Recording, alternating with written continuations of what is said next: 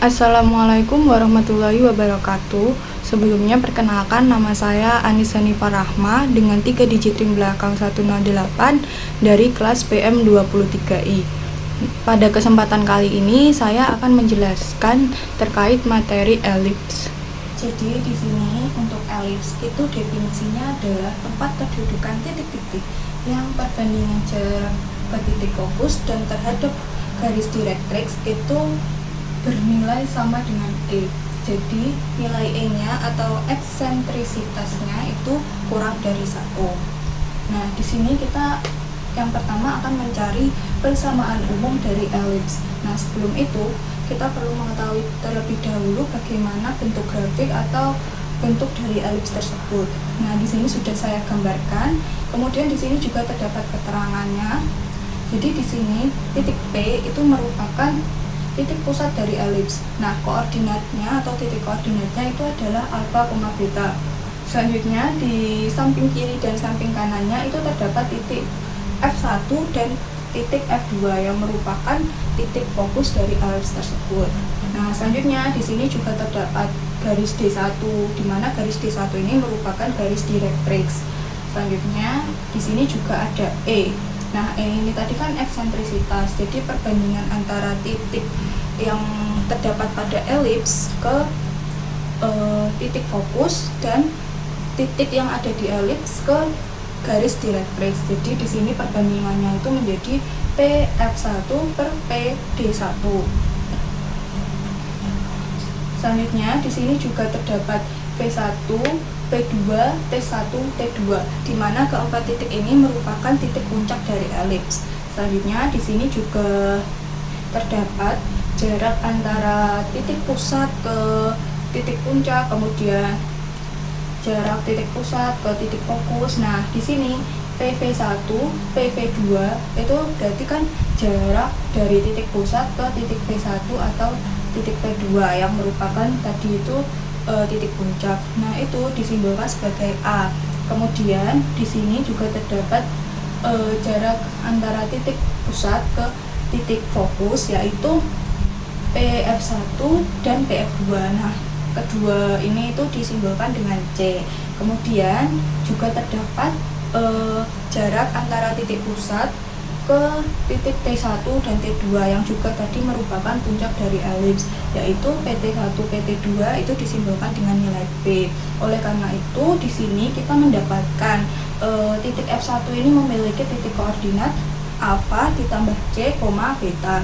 Jadi ini tadi kan sebenarnya berada di sumbu yang sama dengan titik pusat tadi, sehingga di sumbu Y-nya itu memiliki titik koordinat beta. Sedangkan untuk di sumbu X itu alfa ditambah C, karena tadi kan jarak antara titik pusat ke F1 itu kan disimbolkan dengan C, berarti tadi di sumbu X itu alfa ditambah C. Kemudian di sini kita juga punya garis V1 dan V2 yang merupakan sumbu simetri yang memuat titik fokus. Jadi di sini V1 V2-nya, garis V1 V2-nya, nah itu juga disebut sebagai sumbu panjang. Kemudian di sini kita juga melihat jika V1 dan V2 itu sejajar dengan sumbu X, atau bisa kita tuliskan berada di sumbu X. Kemudian yang selanjutnya yaitu garis T1 dan T2. Jadi ruas garis T1 T2 ini merupakan sumbu simetri yang tidak memuat titik fokus. Jadi ini berada di sumbu Y kayak begini. Terus itu juga bisa disebut sebagai sumbu pendek. Nah, selanjutnya di sini kita akan mencari atau membuktikan persamaan umum dari elips. Nah, yang pertama itu kita perlu mencari terlebih dahulu bagaimana persamaan direktrixnya. Di sini kita sudah memiliki PF1 dan PV1. Jadi PF1 ini tadi kan disimbolkan sebagai C, kemudian PV1 itu disimbolkan sebagai A. Nah, nilai A itu lebih dari C karena bisa dilihat jarak P ke V1, jarak titik P ke titik V1 itu lebih panjang daripada jarak titik P ke titik F1, sehingga bisa kita simpulkan jika nilai A itu lebih besar dari C. Kemudian di sini kita juga mempunyai jika titik P1 itu memiliki memiliki titik koordinat alfa ditambah a, beta, dan titik F2 itu mempunyai titik koordinat alfa minus a, beta. Jadi ini tadi kan V1 di sini. Nah, itu berada di titik alfa. Kemudian ditambah a itu karena jarak dari titik P ini tadi. Jarak dari titik pusat ke V1.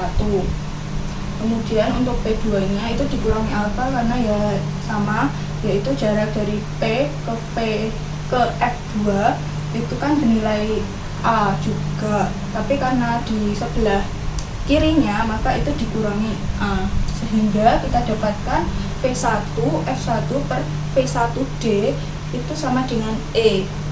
Kemudian kita masukkan yang ada di sumbu X-nya ini tadi, karena yang berbeda kan hanya di sumbu X-nya, titik di sumbu X-nya, sehingga alfa ditambah A dikurangi alfa ditambah C per PD min A. Jadi V1D itu jarak dari titik P ke titik D, kemudian dikurangi A, karena ini tadi kan jarak dari P ke V1 itu bernilai A, sehingga kita dapatkan A min C per PD min A itu sama dengan E. Kemudian kita kalikan silang, didapatkan A min C sama dengan E dalam kurung PD min A. Ini kita jadikan sebagai persamaan yang pertama. Selanjutnya di sini terdapat V2F1 per V2D sama dengan E. Jadi sama, itu tinggal memasukkan yang di sumbu X-nya, karena yang berbeda itu kan yang di sumbu X-nya, berarti alfa dikurangi A dalam kurung itu dikurangi dalam kurung alfa ditambah C per PD plus A, karena ini tadi kan untuk sama ya, jarak P ke D, terus juga ini di sini ada A, jadi untuk V2D-nya itu bernilai PD plus A itu sama dengan E. Kemudian kita operasikan, kita dapatkan min A min C per PD plus A sama dengan E. Di sini kita dapatkan jika A plus C sama dengan E dalam kurung PD plus A itu merupakan persamaan yang kedua. Nah, kedua persamaan yang sudah kita dapatkan ini kemudian dijumlahkan, sehingga di sini kita peroleh 2A sama dengan 2E PD. Kemudian kita sederhanakan karena duanya itu dapat dicoret, sehingga kita dapatkan A sama dengan E PD, sehingga PD itu sama dengan A per E. Nah, untuk yang selanjutnya di sini saya akan melanjutkan dari mencari persamaan direktrix. Nah, tadi sebelumnya untuk persamaan 1 dan persamaan 2 itu kan dijumlah. Nah, untuk yang sekarang itu persamaan 1 dan persamaan 2 itu dikurangi. Jadi ketika persamaan 1 dan persamaan 2 dikurangi, itu kita akan mendapatkan hasil 2C sama dengan 2EA. Nah, ini kan bisa disederhanakan. 2-nya dihilangi, itu menjadi C sama dengan EA. Nah, di sini kita bisa mendapatkan persamaan direktrix atau persamaan garis D1 itu menjadi X sama dengan alfa plus A per E. Jadi di sini kan garis D1-nya itu sejajar dengan sumbu Y. Berarti otomatis untuk persamaannya itu nanti akan X sama dengan, jadi untuk nilai Y-nya itu kan sama dengan 0. Berarti nanti bisa kita dapatkan X sama dengan alfa plus A per T. Nah, untuk yang kedua atau yang selanjutnya itu kita akan mencari hubungan dari A, B, dan E. Jadi di sini kita bisa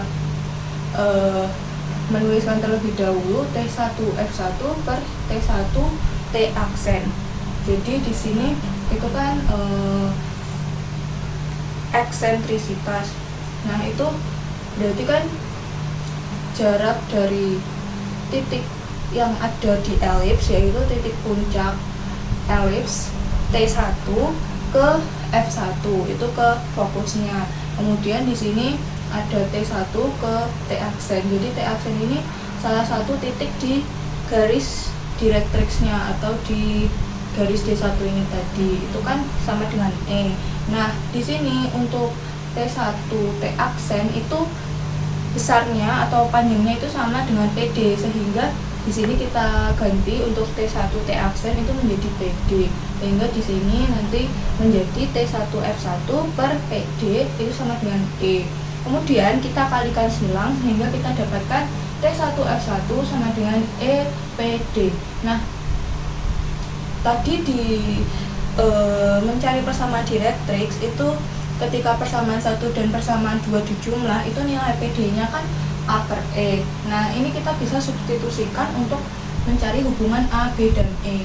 Itu menjadi T1F1 itu sama dengan E dikali A per E. Nah, ini kan untuk E-nya kan bisa dicoret-coret, habis kan, berarti menjadi sama dengan A. Jadi nilai T1F1 itu sama dengan A. Kemudian di sini kita bisa menggunakan konsep dari Pythagoras. Nah, di sini kan bisa kita lihat untuk T1, P, kemudian F1, ini jika ditarik garis, itu kan menjadi sebuah segitiga siku-siku. Jadi di sini itu kita bisa mencarinya dengan konsep Pythagoras. Nah, berarti di sini kita bisa tuliskan dalam kurung PT1 kuadrat sama dengan T1F1 kuadrat min PF1 kuadrat.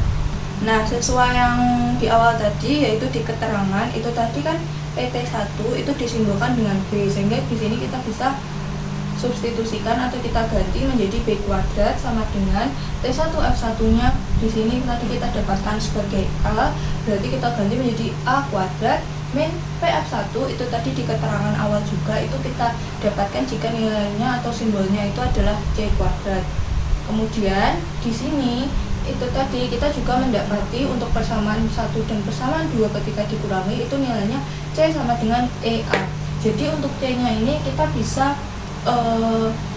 ganti atau ubah menjadi EA dalam kurung kuadrat. Berarti di sini B kuadrat sama dengan A kuadrat min E kuadrat A kuadrat. Nah, ini karena di keduanya ada A kuadratnya, itu kita bisa faktorkan sehingga kita dapatkan B kuadrat sama dengan A kuadrat dalam kurung 1 min E kuadrat. Selanjutnya untuk yang ketiga itu di sini kita akan menemukan kembali persamaan umum elips. Jadi misalkan di sini kita ada sebuah titik. Titiknya itu adalah titik K. Jadi titik K ini merupakan titik yang berada di elips, di tepi-tepi elips begitu. Jadi intinya titik K itu adalah titik sembarang titik. Nah, di sini kita tuliskan titik koordinatnya itu XK, YK. Kemudian di dalam elips ini tadi kan juga ada titik fokus yaitu titik F1. Di sini tadi koordinatnya itu adalah alfa plus C, beta. Nah, untuk jarak K ke direktrix itu di direktrixnya itu kita ambil titik K aksen, di mana K aksen ini mempunyai titik koordinat alfa plus A per E, YK. Nah, ini kan tadi untuk X-nya itu sesuai dengan persamaan direktrixnya itu tadi. Nah, untuk jarak K ke K aksen itu berarti kita bisa menuliskan K aksen. Nah, perbandingan antara F1K dibagi K aksen itu adalah sama dengan E. Nah, berarti di sini kita bisa operasikan secara silang, dikalikan silang itu menjadi F1K sama dengan E dalam kurung K aksen. Selanjutnya itu sebenarnya tadi kan sudah saya tuliskan di sini itu F1K sama dengan E dalam kurung K aksen. Nah, di sini saya tuliskan kembali, kemudian kita gunakan rumus dari jarak antara dua titik atau akar delta X kuadrat plus delta Y kuadrat.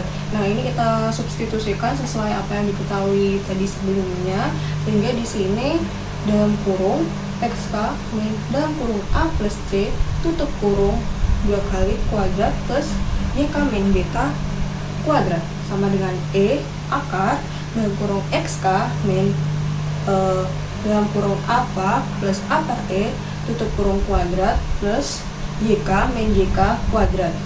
Nah, di sini karena di kedua ruas terdapat dua akar, itu kita bisa kuadratkan kedua ruas, sehingga di sini kita dapatkan dalam kurung XK min alfa min C kuadrat plus YK min beta kuadrat sama dengan E kuadrat, karena E nya juga ikut dikuadratkan dalam kurung XK min alfa min A per E kuadrat.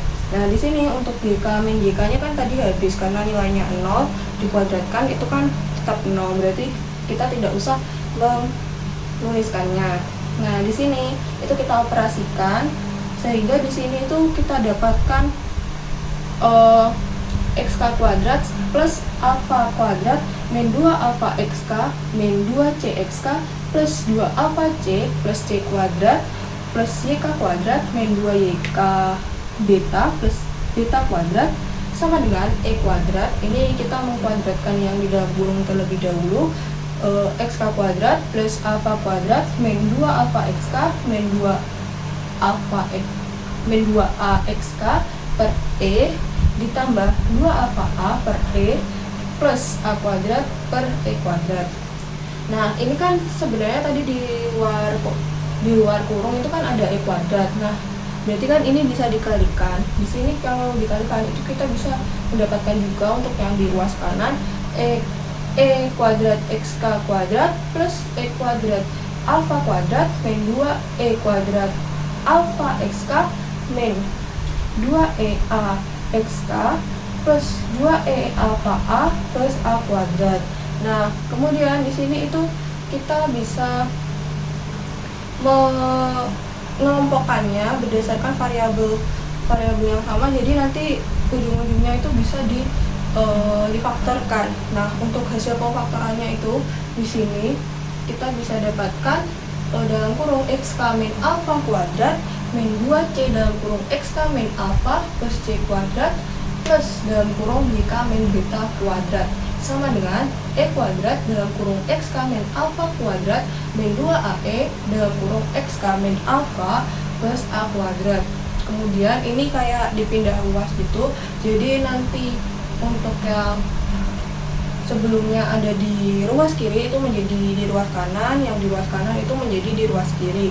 Ini itu yang kita pindah itu yang pertama e kuadrat dalam kurung xk min alfa kuadrat. Jadi ini asalnya itu ada di ruas kanan, itu kita pindah ke ruas kiri sehingga menjadi minus. Terus di sini juga ada 2c dalam kurung xk min alfa. Jadi kayak jadi dipindah ruas ke kanan, ini jadi positif. Kemudian di sini kan untuk xk min alfa kuadrat min e kuadrat dalam kurung xk min alfa kuadrat itu kan sama ada xk min alfa kuadrat. Berarti di sini kita bisa faktorkan sehingga menjadi dalam kurung 1 min e kuadrat dalam kurung xk min alfa. Kemudian tadi di ruas kanan itu juga ada 2c dalam kurung xk min alfa dikurangi 2c dalam kurung xk min alfa. Jadi ini habis, sehingga untuk di ruas kanan itu tinggal a kuadrat min c kuadrat. Kemudian kita substitusikan tadi yang untuk di ruas kanan itu ada c kuadrat. Nah, berdasarkan yang sudah kita peroleh sebelumnya di tahap kedua itu kita bisa maksud saya di tahap pertama ketika mencari persamaan direktriksnya itu kita peroleh jika nilai c itu juga sama dengan EA. Berarti kita bisa masukkan a kuadrat min EA dalam kurung itu dikuadratkan. Berarti kalau dikuadratkan itu kan menjadi a kuadrat min e kuadrat a kuadrat. Nah, itu kan bisa menjadi a kuadrat dalam kurung 1 min e kuadrat itu difaktorkan. Nah, di ruas kiri itu tadi kan ada 1 min e kuadrat dalam kurung xk min alfa kuadrat ditambah dalam kurung yk min beta kuadrat. Nah, ini kan sama-sama ada 1 min e kuadrat, ada 1 min e kuadrat. Itu yang di ruas kanan itu kita ubah menjadi 1. Jadi yang di ruas kiri itu menjadi pecahan. Nah, karena di sini tadi ada 1 min e kuadrat, itu berarti kalau diubah menjadi pecahan ini menjadi dalam kurung xk min alfa tutup kurung kuadrat plus a kuadrat, karena kan ini habis 1 min e kuadrat, 1 min e kuadrat itu habis dicoret, tinggal a kuadratnya, terus plus dalam kurung yk min beta kuadrat per a kuadrat dalam kurung 1 min e kuadrat sama dengan 1. Dari pembuktian yang sudah kita lakukan sebelumnya, di situ kan kita sudah mendapatkan jika hasil akhirnya itu sebenarnya kan x dalam kurung x min alfa tutup kurung kuadrat per a kuadrat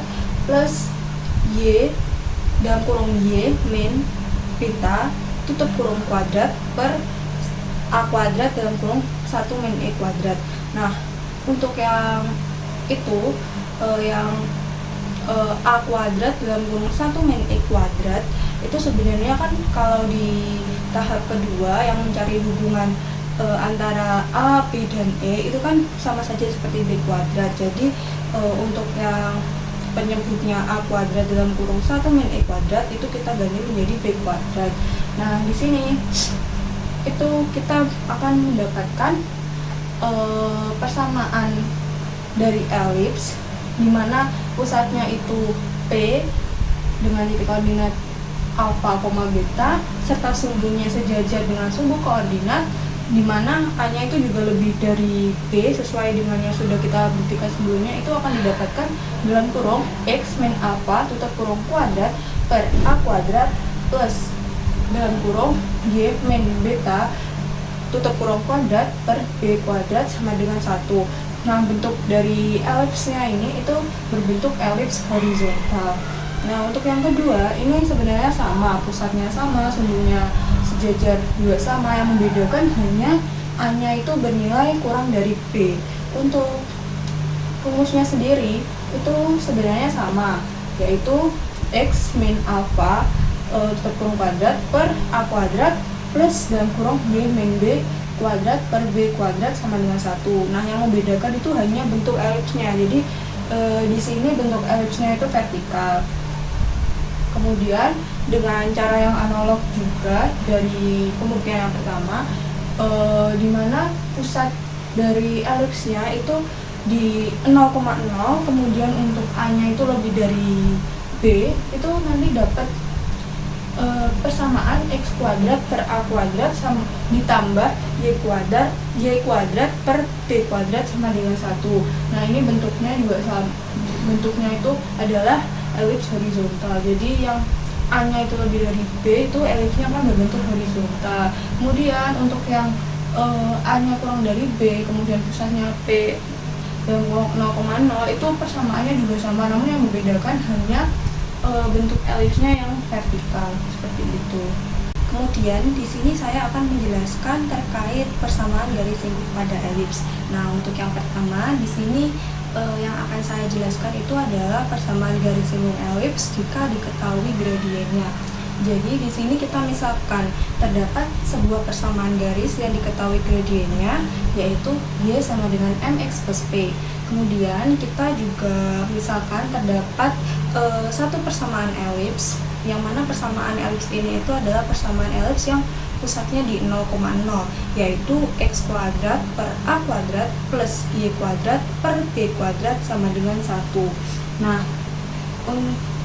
selanjutnya itu kita akan mencari absis titik potong antara garis dan elips. Nah, untuk mencari ini itu kita tinggal memasukkan saja atau mensubstitusikan persamaan garis yang ini tadi yang diketahui gradiennya ke dalam persamaan elips. Jadi ini Y sama dengan mx plus P itu kita substitusikan ke dalam Y kuadrat, sehingga di sini kita bisa dapatkan X kuadrat per A kuadrat plus dalam kurung mx plus P tutup kurung kuadrat per B kuadrat sama dengan 1. Kemudian di sini kita operasikan. Nah, ini sepertinya dikalikan silang. Jadi ini untuk penyebutnya itu menjadi A kuadrat B kuadrat. Berarti untuk yang di ruas kanan itu menjadi A kuadrat B kuadrat karena dikalikan dengan 1. Kemudian yang di ruas kiri untuk X kuadrat itu akan menjadi B kuadrat X kuadrat karena kan A kuadrat B kuadrat dibagi A kuadrat itu kan hasilnya B kuadrat, kemudian dikalikan X kuadrat. Selanjutnya untuk yang dalam kurung mx plus P tutup kurung kuadrat itu menjadi A kuadrat dikali mx plus P kuadrat karena kan A kuadrat B kuadrat dibagi B kuadrat itu kan menjadi A kuadrat tuh. Terus di sini kita operasikan terlebih dahulu yang ada di dalam kurung ini, kita kuadratkan terlebih dahulu, itu kita dapatkan M kuadrat X kuadrat plus 2mxp plus P kuadrat. Karena ini di dalam kurung, terus di luarnya itu ada A kuadrat, itu berarti kita kalikan, sehingga di sini kita dapatkan A kuadrat M kuadrat X kuadrat plus 2A kuadrat MXP plus A kuadrat B kuadrat. Nah, di sini untuk yang di ruas kanan itu A kuadrat B kuadrat itu pindah ruas ke ruas kiri, sehingga menjadi min A kuadrat B kuadrat. Kemudian ternyata di sini kita bisa memfaktorkan b kuadrat x kuadrat plus a kuadrat m kuadrat x kuadrat, karena di sini kan keduanya terdapat x kuadrat, sehingga x kuadrat kita keluarkan dan di dalam kurung itu ada b kuadrat plus a kuadrat m kuadrat, sehingga persamaannya seperti ini. Jadi seperti persamaan kuadrat. Kemudian karena ini kan persamaan garis singgung, berarti garis Y sama dengan MX SP ini pasti akan menyinggung ke persamaan elipsnya, sehingga jika menyinggung itu kan berarti diskriminannya sama dengan 0. Berarti di sini kita akan mencari diskriminan sama dengan 0 dari persamaan ini. Nah, rumus diskriminan itu kan B kuadrat min 4AC. Di sini kita bisa masukkan atau substitusikan B-nya itu kan berarti 2A kuadrat MX, 2A kuadrat MP.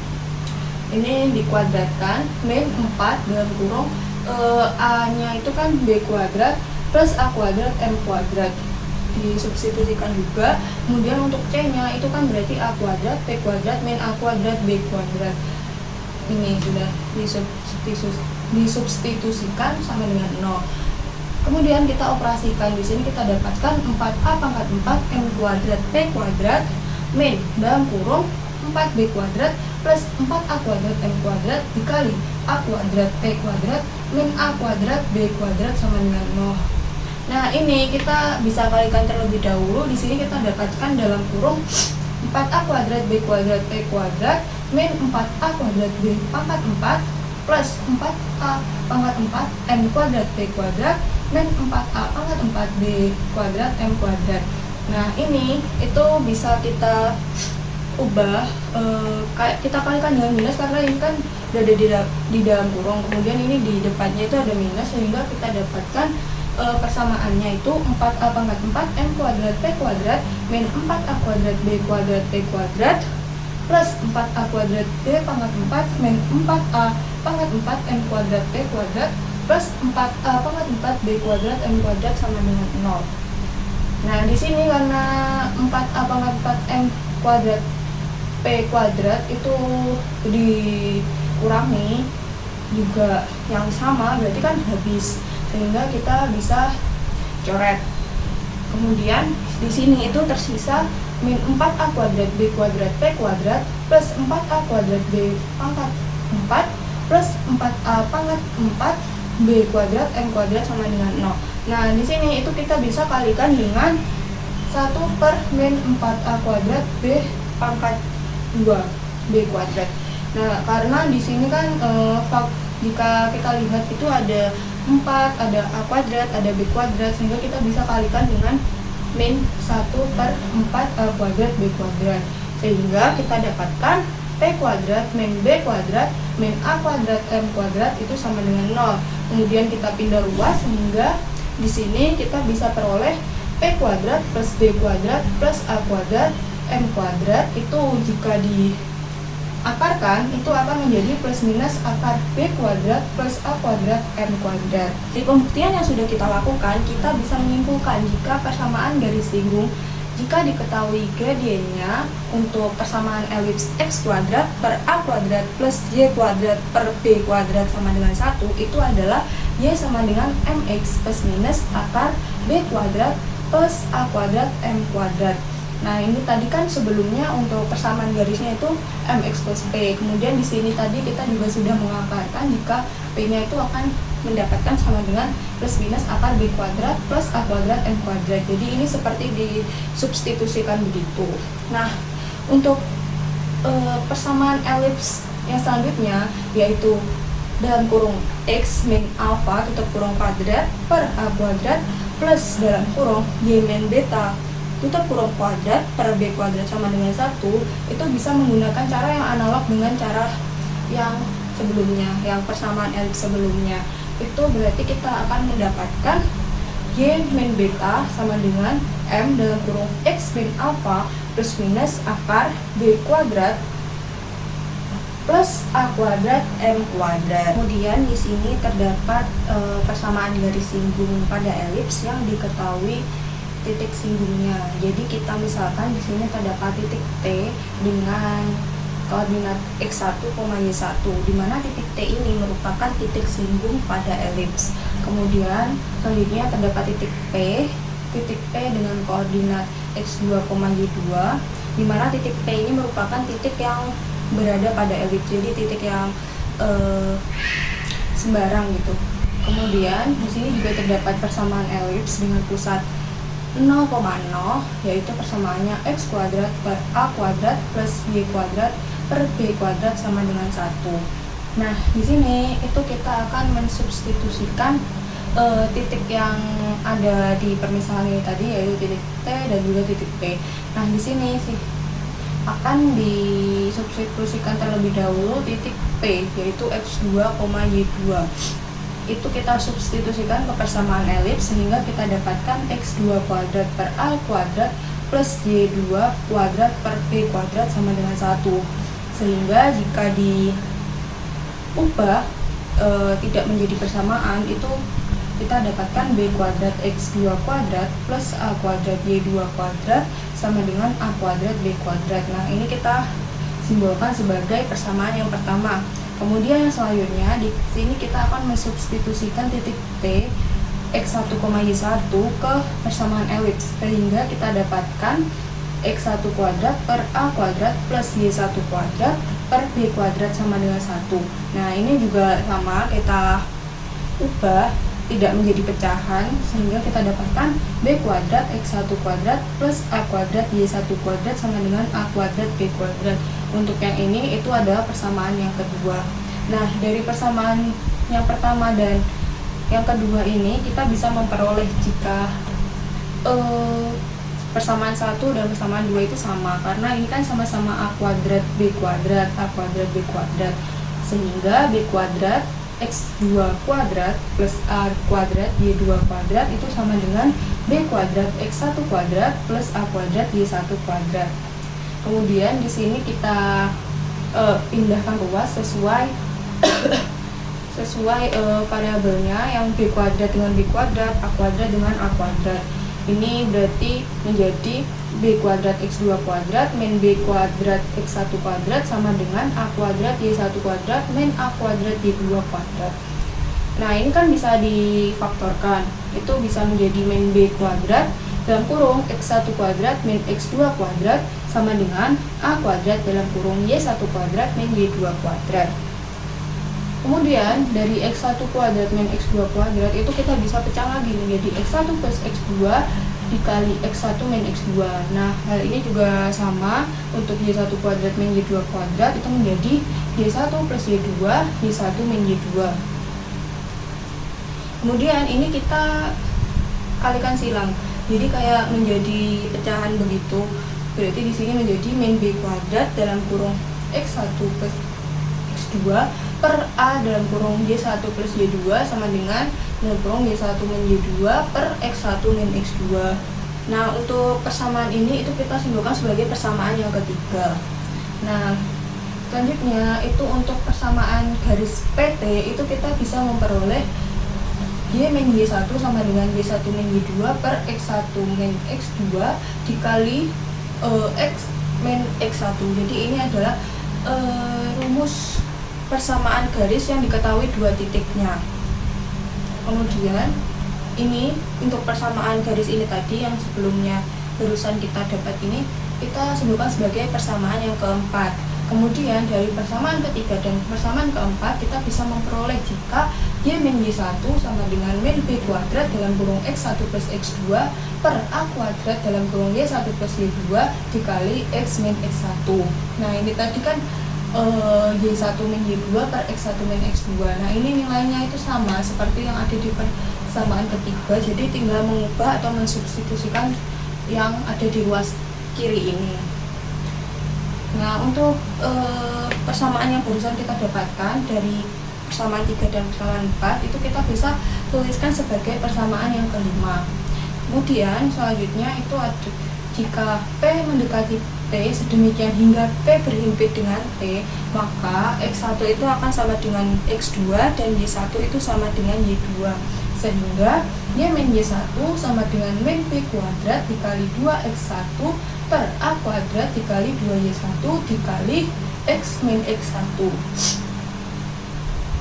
Jadi ini duanya bisa kita coret karena bisa disederhanakan. Kemudian di sini kita bisa kalikan silang, sehingga di sini kita dapatkan dalam kurung Y min Y1 dikali A kuadrat Y1 sama dengan X min X1 dikali min B kuadrat X1.